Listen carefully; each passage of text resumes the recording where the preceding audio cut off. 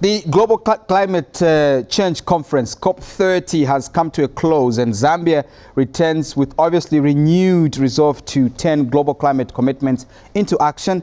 The focus now obviously shifts to implementing the gains made to drive real benefits, for communities. Now, Green Economy and Environment Minister Mwiikisa has urged all stakeholders, to translate these gains into action, stressing the real impact will only come through effective implementation on the ground.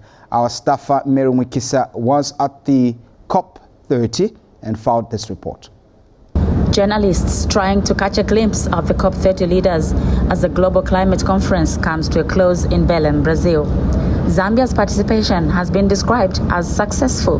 For Zambia, one of the issues that we pushed was actually the resources with which we must achieve the set goals on adaptation. And it's one of the issues that in my meeting with the UN Secretary General with 8 other ministers from the Africa group, Zambia raised this issue. I am happy that on the main text that is coming out that has been released, this point has been highlighted. It's one of the outcomes that have been highlighted. So for us as Zambia, it's a very good indication that we came, we raised the issues, and the issues that we raised, not only for ourselves, but for the various groups, like-minded groups, groups that are afflicted in the same way that we are, like the LODCs, the Africa group as a whole. And we are happy that we spoke the same language, and we are seeing the texts that are seemingly responding to what we requested. The minister has called on relevant stakeholders to get to work and actualize the gains made at COP30. We further, apart from Singapore, we had the bilaterals with Finland, the Minister of Climate Change in Finland. We also had another bilateral with Norway, as you know. That Norway is again one of the countries with which Zambia signed an agreement on carbon trade. I was also happy to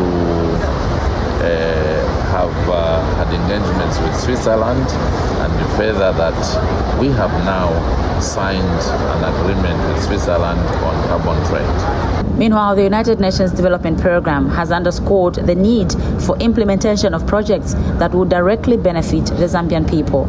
You see, climate change is not a theory in Zambia.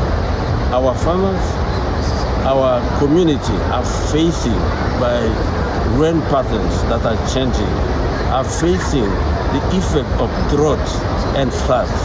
So we need those bankable programs, and we are happy that at the end of this COP30, we came up as a strong country with a bolded idea where we want to go, a clear roadmap, and we as the United Nations Development Programme, we stand ready to implement the roadmap and come up with a durable solution for sustainable development. We are looking at many other projects like solar that will help us have a better blended mix in terms of our power system.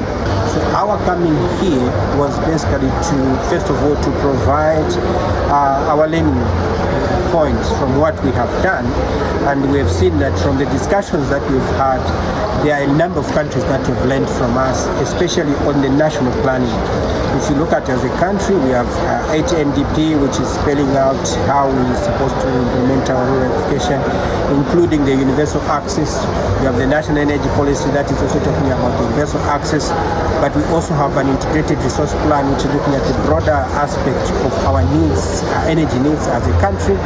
We have the rural electrification master plan, the newly updated rural electrification master plan, and these documents then are helping us in implementing projects and also in bringing up different cooperating partners, from development partners to private entities. Organizers of COP30 have issued a strong call to action. The COP30 is a COP of implementation. We are making the shift really here. The COP30 presidency has been making this shift towards translating ambition into implementation. We need to see action happen on the ground real economy impacting people, that people benefit, better health, access to energy. It's really about the people that can benefit from this transition. So after the COP30, I think we have to roll up the sleeves and work on implementation. Each national government, each partners, non-party stakeholders really working on implementation, because this transition needs to happen. COP30 has now come to a close, marking the beginning of intensified work towards climate action. Mwiikisa for Morning Live in Belém, Brazil. Thank you so much, Mwiikisa, for that particular report.